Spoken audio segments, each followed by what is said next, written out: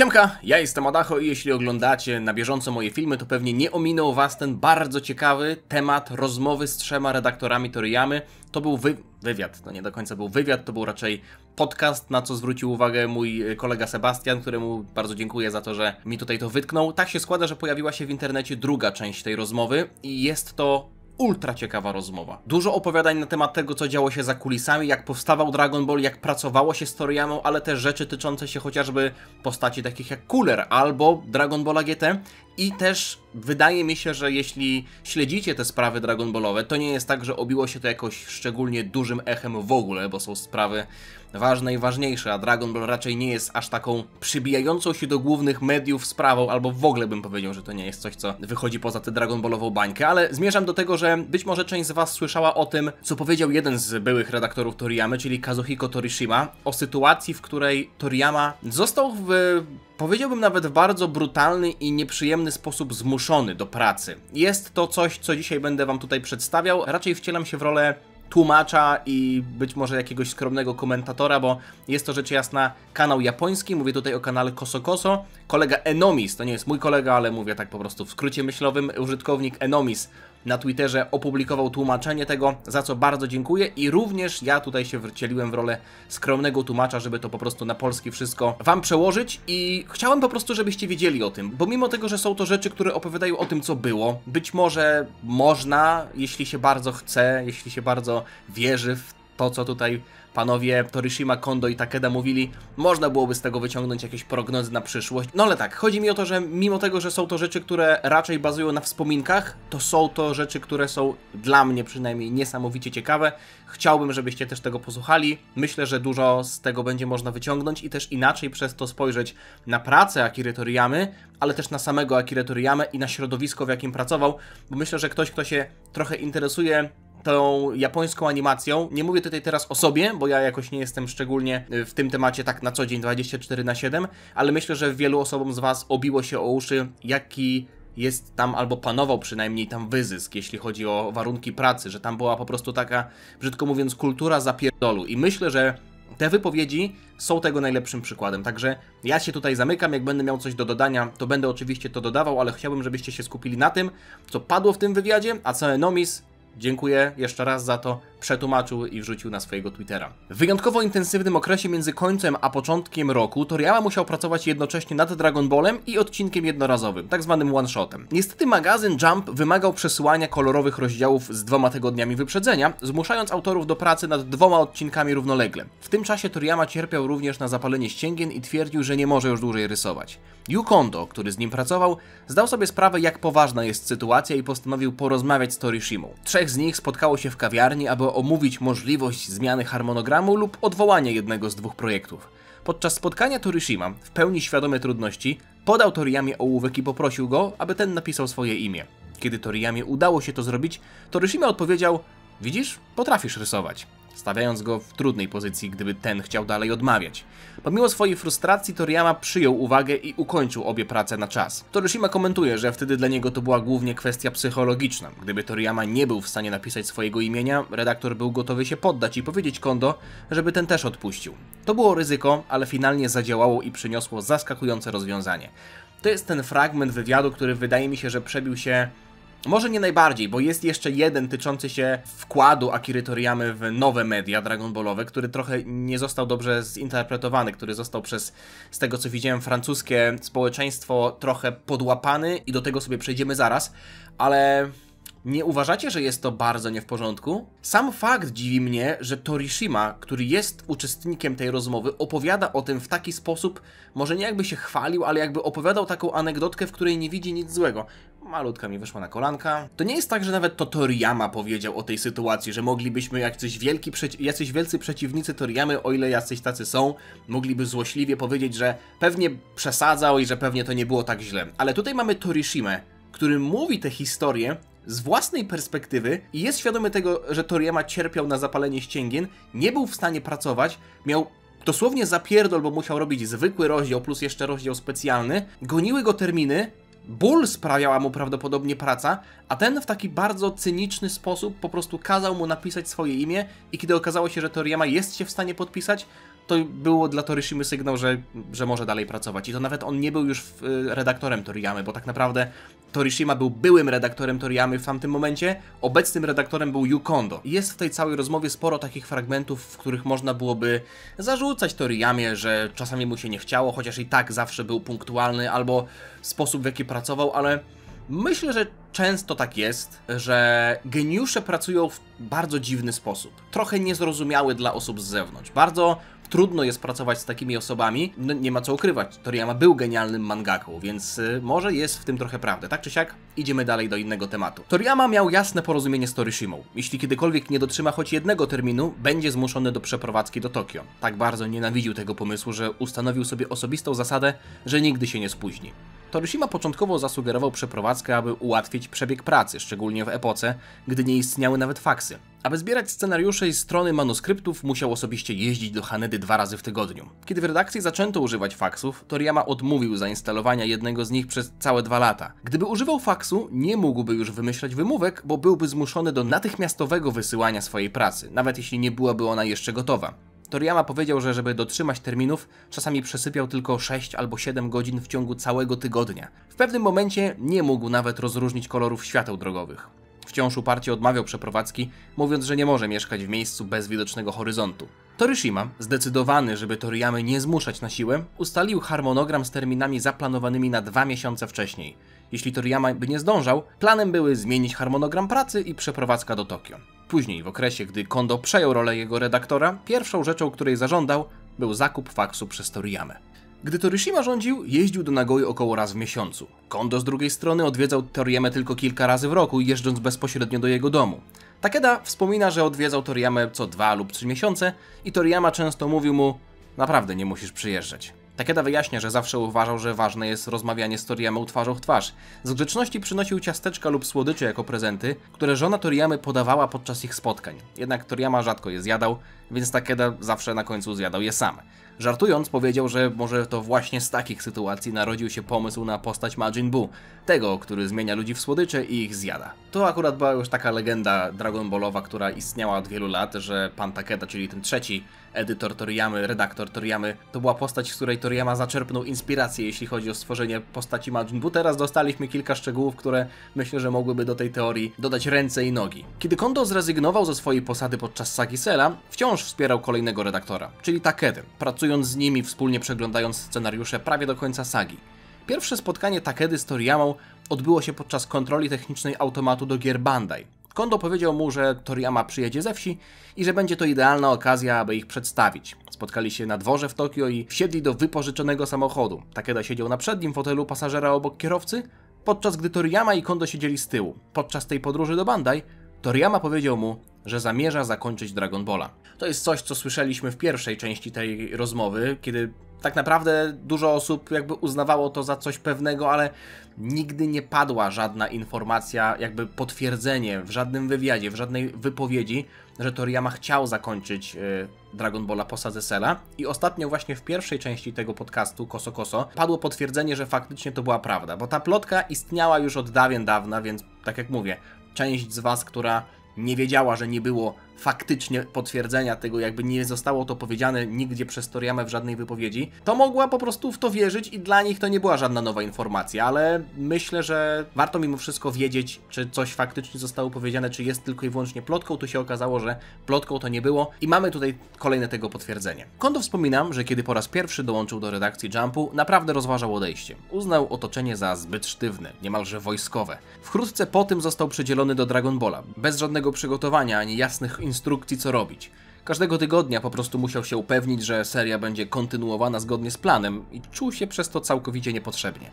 Podczas spotkania w okolicach września uświadomił sobie, że jest jedna rzecz, której może się poświęcić. Upewnić się, że Dragon Ball będzie utrzymywać się na szczycie rankingu popularności. To był jedyny cel, jaki naprawdę sobie postawił, nawet jeśli nikomu o tym nie powiedział, nawet Torishimie. W tym czasie było wiele mocnych serii, takich jak Slam Dunk czy Yu Yu Hakusho, które mogłyby zdetronizować Dragon Balla, ale ten utrzymywał się na pierwszym miejscu do samego końca. Z perspektywy czasu redaktorzy podkreślają, że to nie im należą się laury, ale Toriyamie za niewyobrażalną moc jego pracy.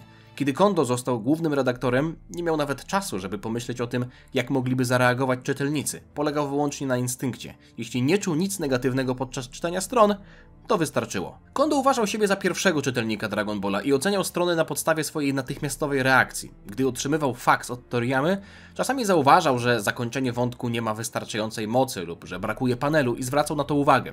Podczas gdy wielu innych mangaków przerabiało całe strony, Toriyama był w stanie osiągnąć pożądany efekt poprzez dodawanie lub dostosowywanie pojedynczego panelu lub kwestii dialogowej, bez zmiany całej struktury. Na Kondo wywołało to mocne wrażenie i zdał sobie sprawę, że musi kontynuować pracę stosując to samo podejście. Mieliśmy kilka wypowiedzi, jak widzicie, które podkreślają geniusz Toriyamy. Mamy tutaj kontrast jakby Toriyamy jako mangaki, który był w stanie za pomocą jednej kwestii dialogowej, dostosowywania jednego panelu, zmienić obraz całej sceny, podczas kiedy innym mangakom to po prostu nie wychodziło. Oczywiście wiadomo, że redaktorzy nie są jakimiś omnibusami, którzy są w stanie nam powiedzieć, jak wygląda ta najprawdziwsza prawda, ale myślę, że ich wypowiedzi tutaj nam po prostu po raz kolejny potwierdzają, jakim geniuszem był Toriyama, ale teraz skupimy się na rzeczach troszeczkę bardziej wchodzących w uniwersum, czyli oddział Ginyu, skąd to się wzięło, Komnata Ducha i Czasu, jak wyglądała sprawa z rysowaniem i z tym konceptem Komnaty Ducha i Czasu, jak Toriyama do tego podchodził i też chociażby postać Coolera, myślę, że dla większości z Was będzie to ciekawe. Torishima wspomina, że zaskoczyło go wprowadzenie oddziału Ginyu i był to zwrot akcji, którego nigdy się nie spodziewał. Później dowiedział się, że syn Kondo i syn Toriyamy oglądają w tym samym czasie pokazy Super Sentai, co spowodowało, że dwóch ojców zaczęło o nich rozmawiać i tak narodził się ten pomysł. To był moment, w którym Torishima zdał sobie sprawę, że zmiana redaktora nadała serii inny kolor, wprowadzając tematy i wpływy, których sam nigdy by nie zbadał. Z tego powodu nie dał Kondo żadnych instrukcji, ponieważ gdyby to zrobił, Dragon Ball nie rozwinąłby się. Dzięki zmianie redaktorów i stworzeniu miejsca na dialog między Kondo i Toriyamą, manga była w stanie odświeżyć się w pozytywny sposób. Kondo przypomina również inny ważny moment – poświęcenie Piccolo w Sadze Saiyan. Zdecydowanie obstawał przy zdaniu, że w takiej scenie postać powinna płakać, nawet jeśli Toriyama początkowo był przeciwny takiemu rozwiązaniu, mówiąc, że to sprawia, że czuje się niekomfortowo. Koniec końców panu Kondo udało się Toriyamę przekonać, więc uważa on ten moment, a także scenę, w której Cell osiąga swoją kompletną formę, za jeden z momentów, w których jego upór miał wielki wpływ na serię. To było raczej powszechnie wiadomo, ale widzicie kolejny przykład na to. Oczywiście wiadomo, byłoby też ciekawie poznać perspektywę Toriyamy na tę scenę. Oczywiście już nie będziemy mieli możliwości takiej, ale myślę, że pan Kondo tutaj nie kłamał, mówiąc, że to jakby on jest osobą, która jest odpowiedzialna za chociażby łzy Piccolo w tamtym momencie, ale to jest jakby kolejny dowód na to, że Toriyama prawdopodobnie, gdyby sam miał pisać Dragon Balla, to byłby on znacznie luźniejszy, nie miałby aż tak emocjonalnych scen, które, umówmy się, że większość fanów Dragon Balla Z po prostu kocha. No ja nie wyobrażam sobie, żeby scena poświęcenia Piccolo była tak po prostu odhaczona. Tamta rozmowa Piccolo z Gohanem, Piccolo w ogóle płaczący, to było coś totalnie bezprecedensowego. Uważam, że to bardzo dodało do tamtej sceny i to tylko pokazuje, jak wielki wpływ na obraz Dragon Balla mieli redaktorzy. Niesamowite. Toriyama unikał pokazywania zbytnio szczegółowych momentów, takich jak trening w Komnacie Ducha i Czasu, zwłaszcza gdy nie był do końca pewien, jak to przedstawić. Jednak działało to na korzyść zespołu produkującego anime. Podczas spotkań z Toei Animation ludzie tacy jak Koyama nazywali tę komnatę bonusem, ponieważ brak szczegółów w mandze dawał im całkowitą swobodę kreatywną w uzupełnianiu treści i rozszerzaniu historii. To samo dotyczyło Wężowej Drogi. Torishima wspomina, że na początku powierzył adaptację anime Morishicie i Koyamie, zanim Kondo ostatecznie przejął tę rolę. Kondo musiał jednak zająć się problemem doganiania mangi przez anime. Aby zyskać na czasie, był zmuszony do rozszerzenia wielu scen, np. jak Genki Dama przeciwko Frizie. Nawet pojedyncze ilustracje, takie jak ta pokazująca Goku i Piccolo uczęszczających do szkoły nauki jazdy, zostały przekształcone w pełne odcinki w anime. Gdy powstają filmy kinowe oparte na seriach takich jak Dragon Ball, zwykle ich akcja umieszczana jest w pustych przestrzeniach narracyjnych pomiędzy sagami albo arkami w fabule, żeby uniknąć kłócenia się wydarzeń filmowych z główną fabułą. Ta zasada dotyczy zarówno seriali telewizyjnych, jak i filmów, czyli historie muszą być oryginalne, ale bez żadnego trwałego wpływu na główną historię. I tutaj Enomis użył w tłumaczeniu słowa kanon i tak sobie pomyślałem, czy to oznacza, że w japońskim słowniku, że w tamtej rozmowie po japońsku padło słowo kanon i tak sobie zeskrolowałem na dół, zobaczyć, czy ktoś zwrócił na to uwagę i wiecie, co się okazało? Że Erasy z frontu wyzwolenia Dragon Balla pomyślał dokładnie w ten sam sposób i zapytał Enomisa, czy faktycznie padło tam słowo kanon.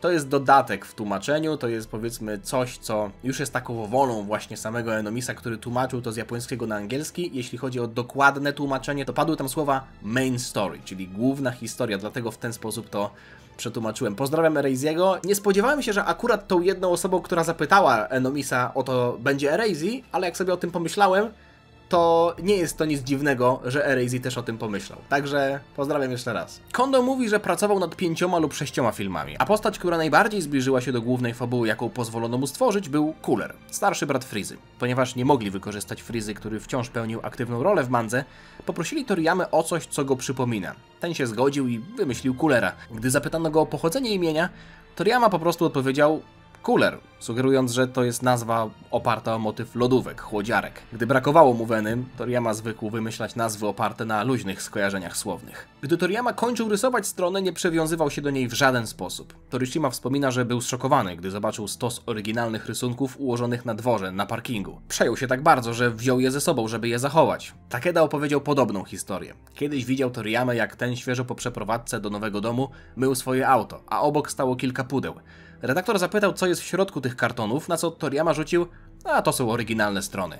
Woda z tego mycia auta zbliżała się do pudeł coraz bardziej, a Takeda był zszokowany całkowitą obojętnością Toriyamy. Aby dalej zilustrować ten oschły dystans, Takeda wspomina, że kiedy seria się zakończyła, Toriyama podziękował mu, mówiąc: Takeda, dziękuję za wszystko. Jeśli chcesz, możesz wziąć sobie kilka oryginalnych stron.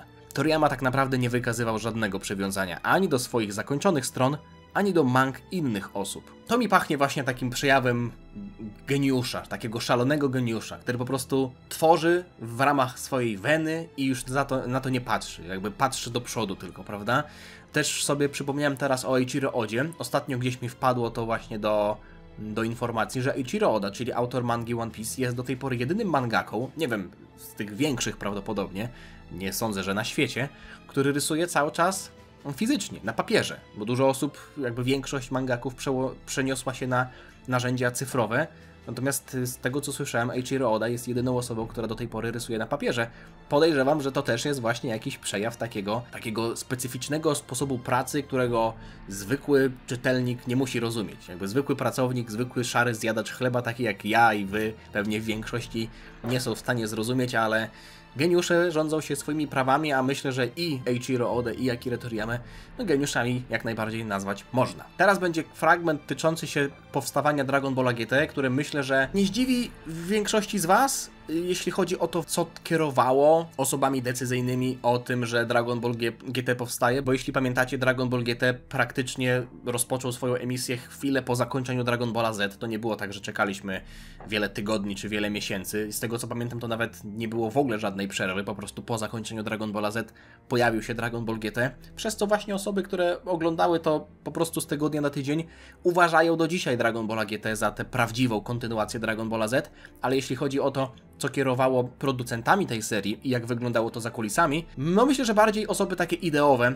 które uważają, że wkład Toriyamy, że manga Toriyamy to jest ten Dragon Ball prawdziwy, myślę, że będą tutaj miały trochę bardziej sceptyczne nastawienie do Dragon Balla GT. Takeda wspomina, że w trakcie finałowej fazy Dragon Balla informował firmę, że seria może się zakończyć na przestrzeni określonej liczby odcinków, ale równie dobrze może trwać dalej. To wywołało niepewność, ale ponieważ był to Dragon Ball, zezwolono na elastyczność, jakiej nie dostałby żaden inny tytuł. Jednak brak jasno określonego momentu zakończenia utrudniał planowanie tego, co będzie dalej, ale kiedy stało się jasne, że serial naprawdę się kończy, zaniepokojenie rozprzestrzeniało się wszędzie. Od działów redakcyjnych po nadawców telewizyjnych. Takeda wspomina konkretnie imprezę rozdania nagród Tezuka albo Akatsuka, na której Kenji Shimizu, obecnie prezes Fuji TV, z naciskiem powiedział mu: Dragon Ball nie może się skończyć. Po prostu nie może.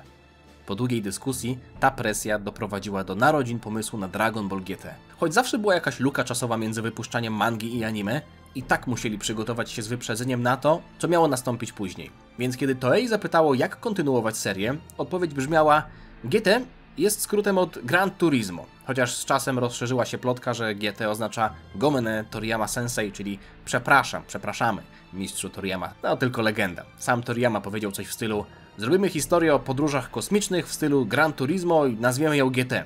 Raczej w opinii publicznej wyrobiło się takie zdanie, że GT pochodzi bezpośrednio od Grand Tour, a niekoniecznie od Gran Turismo, ale myślę, że znaczenie jest to samo, także nie ma się tutaj czego czepiać. Torishima opowiada o tym, że w czasach Takedy podtrzymywane było podejście do dawania Toriyamie dużej swobody kreatywnej w pisaniu historii. Nawet jeśli rezultaty nie były zawsze idealne, wszystko i tak kończyło się w satysfakcjonujący sposób. Jednakże, gdy Toriyama przestał rysować mangi i przeszedł do pisania skryptów, zaczął wstawiać niepotrzebne elementy, ponieważ nikt już nie sprawdzał jego pracy. Jako mangaka miał możliwość ograniczania niepotrzebnych nadmiarów i dopracowywania swoich pomysłów przez układ i aranżację paneli, a to był talent, który stracił, gdy skupił się tylko na pisaniu. Takeda dodał, że po zakończeniu Dragon Balla Toriyama często mówił, może pół żartem, że nie chce już dłużej pracować. Wspomniał również o artykule, kolumnie zatytułowanej Zapomnieni mangacy, w której pojawiło się nazwisko Toriyamy. Kiedy Takeda powiedział o tym Toriyamie, ten odparł małym gestem triumfu. Wtedy Takeda zdał sobie sprawę, że nawet jeśli Toriyama nie powiedział tego otwarcie, naprawdę chce on się oddalić od tego świata. Kondo jednak podkreśla, że Toriyama czuł głęboki szacunek i wdzięczność wobec tych, którzy przyczynili się do sukcesu Dragon Balla. Do osób takich jak Masako Nozawa czy personel anime, albo osoby odpowiedzialne za sprzedaż gadżetów i przedmiotów, dlatego zawsze akceptował nowe propozycje. Nigdy nie był w stanie powiedzieć nie.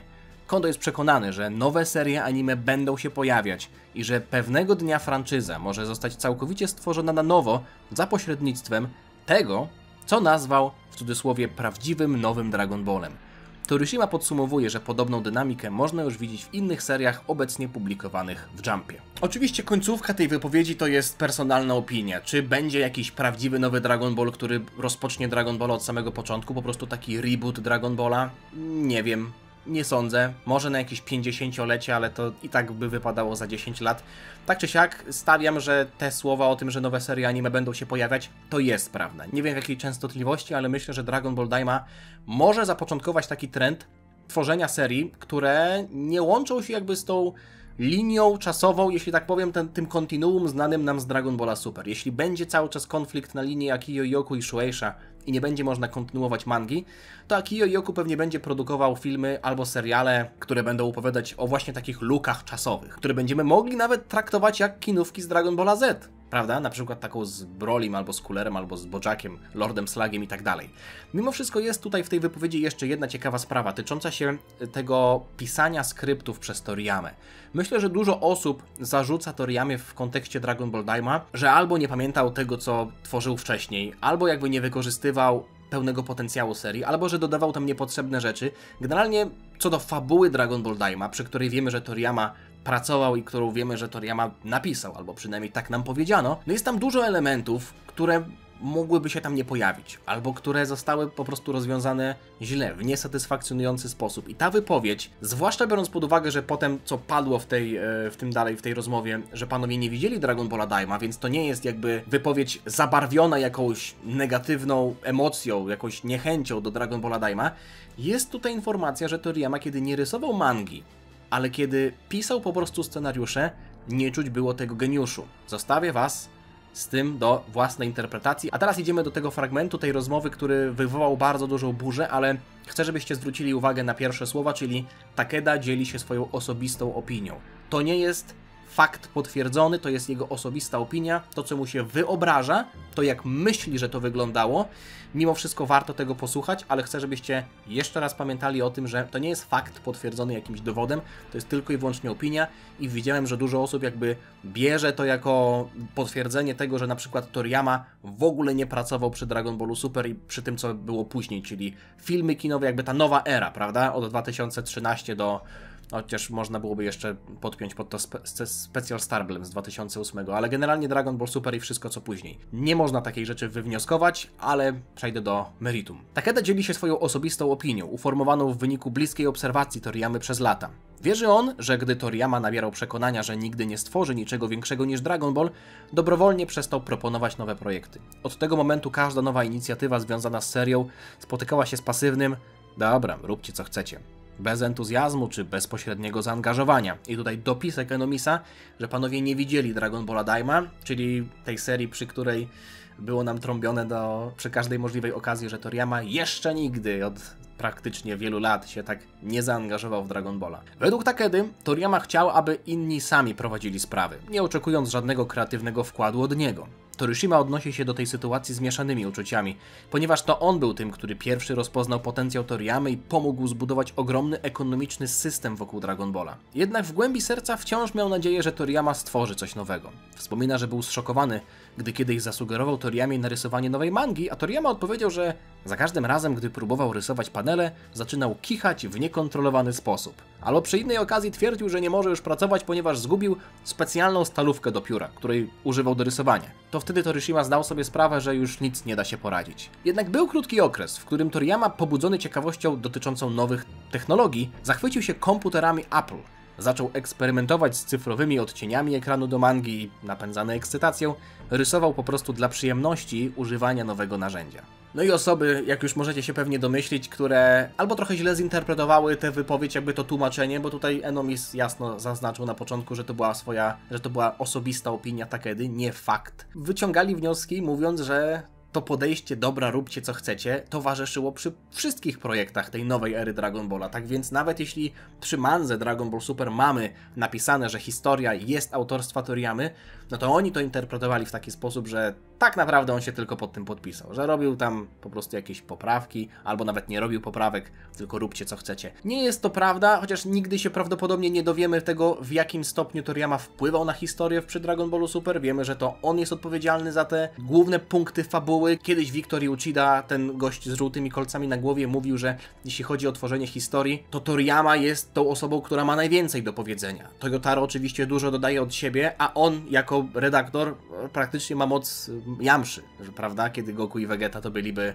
Toyotaro i Toriyama, więc to nie jest tak, że Toriyama po prostu machnął ręką i to wszystko, co powstało w nowej erze Dragon Balla, to jest spod innej ręki, bo dostawaliśmy i rysunki, i przecież wiele na każdym kroku informacji, chociażby na końcach wydania tomu mangi, kiedy była strona narysowana przez Toyotaro, a potem poprawki Toriyamy, więc jego wkład na pewno istniał i na pewno nie był taki, że powiedział, dobra, róbcie co chcecie, pewnie tak bywało, ale nie wrzucałbym wszystkich serii nowych do jednego worka. Pewnie były momenty, kiedy Toriyami się nie chciało robić, pewnie były momenty, gdzie ingerował bardziej. Stawiam, że w przypadku Dragon Ball Daima dużo dodał do siebie, bo było tam po prostu widać jego humor. Kilka słów odnośnie odejścia Toriyamy i tego, jak zareagowała Shueisha. Wieloletni redaktorzy Toriyamy wyrazili ostrą krytykę wobec Shueiszy, uważając, że komunikacja dotycząca jego odejścia była zbyt słaba i bezosobowa.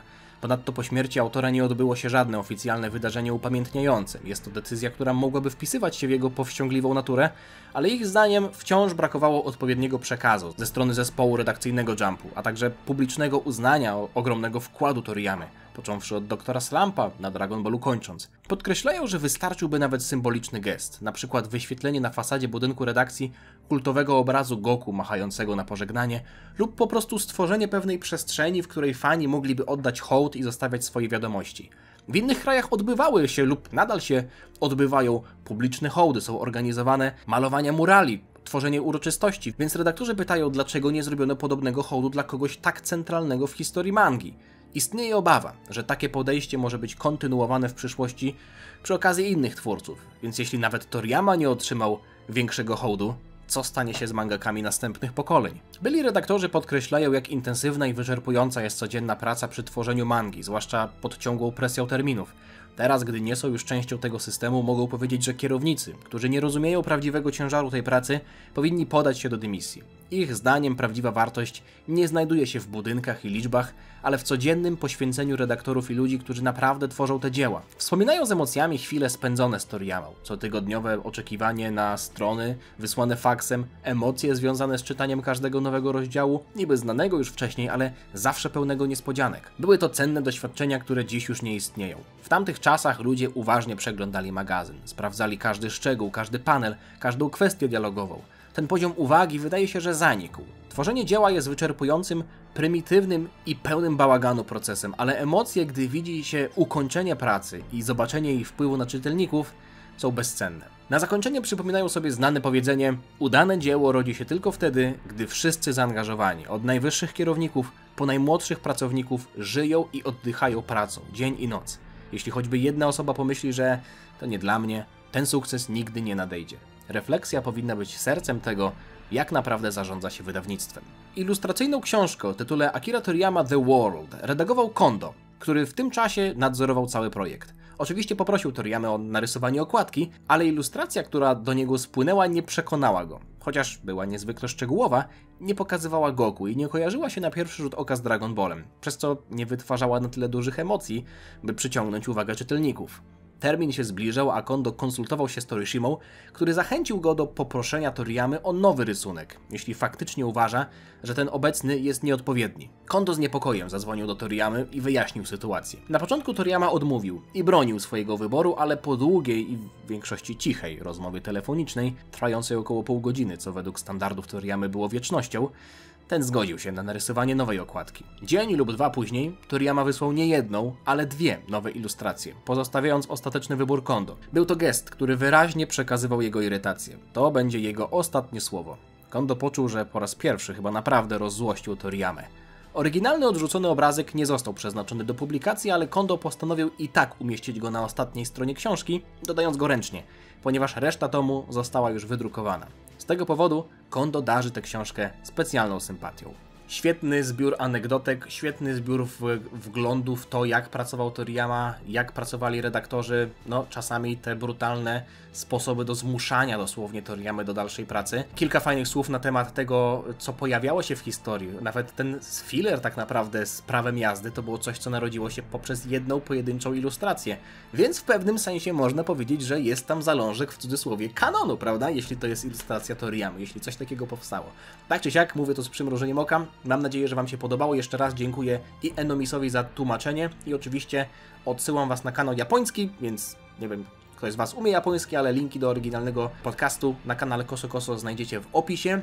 Czekam na Wasze opinie, czekam na Wasze przemyślenia na temat tego bardzo obszernego podcastu, tego co tutaj ja tylko skromnie przetłumaczyłem. Powiem Wam, że dobrze, że takie rzeczy wychodzą. Oczywiście są tam rzeczy, które mogą się nie podobać odnośnie tego pisania chociażby imienia Toriyamy, który został zmuszony do dalszej pracy, ale też widzimy kolejne potwierdzenia tego, że Dragon Ball nie byłby Dragon Ballem, gdyby nie praca redaktorów. Te kwestie fabularne tyczące się oddziału Ginyu, czy Cella, czy Wes, Piccolo przy jego poświęceniu, to są rzeczy, które nie pojawiłyby się same z siebie w głowie Toriyamy, więc przez to, że te sceny są kochane, albo niektóre pewnie są nienawidzone, możemy podziękować właśnie redaktorom. Dzięki Wam za oglądanie, zostawcie lajka, jeśli Wam się podobało. Tych wywiadów ostatnio jest sporo, ale tak się składa, że na kanale Koso tam odbyła się bardzo długa rozmowa, więc po prostu powiem Wam, że jeśli pojawi się coś równie ciekawego, albo chociaż trochę ciekawe, to będę chciał Wam to przekazać, bo uważam, że to są rzeczy, które warto wiedzieć, jeśli się interesuje światem Dragon Balla i